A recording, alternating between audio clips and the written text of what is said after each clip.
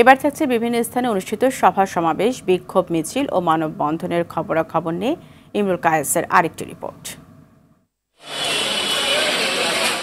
বগুড়ায় বিএনপির ভারপ্রাপ্ত চেয়ারম্যান তারেক রহমানের পক্ষে রাষ্ট্র সংস্কার, সাম্য ও মানবিক সমাজ বিনির্মাণে ৩১ দফা প্রস্তাবনা সম্বলিত লিফলেট বিতরণ ও গণসংযোগ করেছে বাংলাদেশ জাতীয়তাবাদী ছাত্র দলের কেন্দ্রীয় সভাপতি রাকিবুল ইসলাম রাকিব। ন্যায্য মূল্য ও দেশের বাইরে থেকে আমদানিতে ৩০% কর নির্ধারণের দাবিতে মানববন্ধন ও স্মারকলিপি প্রদান করেছে বান্দরবনের নাইখংছড়ি রাবার বাগান মালিকরা।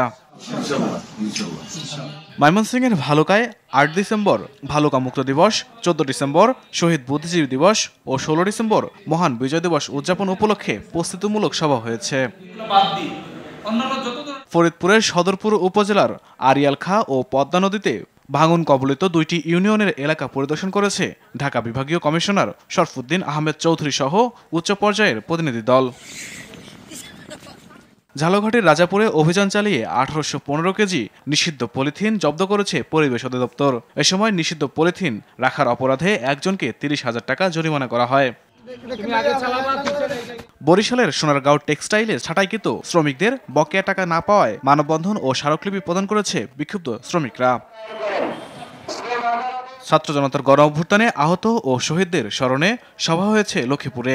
সকালে সদর উপজেলা পরিষদের হল রুমে আহত ও শহীদ পরিবারের সদস্যদের উপস্থিতিতে সভার আয়োজন করে জেলা প্রশাসন। ছাত্র জনতার গণ অভ্যুত্থানে আহত ও শহীদদের স্মরণে সভা হয়েছে নড়াইলে।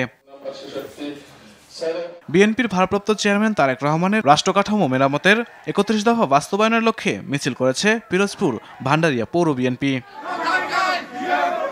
তথ্যের অধিকার সুশাসনের হাতিয়ার, তথ্যই শক্তি, দুর্নীতি থেকে মুক্তি, এই স্লোগানে পিরোজপুরে উদ্বোধন হয়েছে ২ দিনব্যাপী তথ্য মেলা।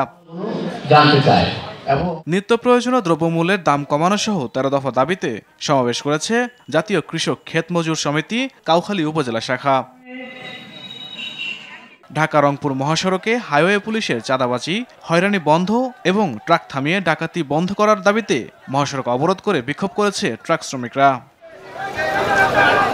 ময়মনসিংহে জুলাই আন্দোলনে নিহত কলেজ শিক্ষার্থী শহীদ রেদওয়ান হাসান সাগর হত্যাকারীদের গ্রেফতার ও ফাঁসির দাবিতে বিক্ষোভ করেছে মহানগর বিএনপি অঙ্গ ও সহযোগী সংগঠন। ইমরুল কায়েস, RTV। সংবাদ শেষ করব হনুমানজির পুজোর খবর দিয়ে। ধর্মীয় নানা আনুষ্ঠানিকতার মধ্য দিয়ে সাভার দক্ষিণপাড়া যশাইতলা মন্দিরে অনুষ্ঠিত হলো হনুমানজির পূজা। দেশ ও দশের মঙ্গল কামনা, পরিবারের বিপদ ও রোগ বালাই থেকে মুক্তি এবং কোনো কিছু পাওয়ার আশায় সাধারণত মানত করে হনুমানজির এই পূজা করেন ভক্তরা। তারা বিশ্বাস করেন হনুমানজির তুষ্টির মধ্য দিয়ে আসবে পুণ্য, পূরণ হবে সকল মনোবাসনা। পুরোহিতদের তন্ত্র মন্ত্র পড়া, উলুধ্বনি ও ঢাক ঢোল এবং ঘণ্টি বাজায়ে এই পূজা করা হয়। পূজা শেষে ভক্ত সকলের মাঝে প্রসাদ বিতরণ করেন পুরোহিত। পরে হনুমানজিকে নিয়ে পৌর এলাকার বিভিন্ন পাড়া মহল্লা ঘুরে বেড়ান ভক্তরা।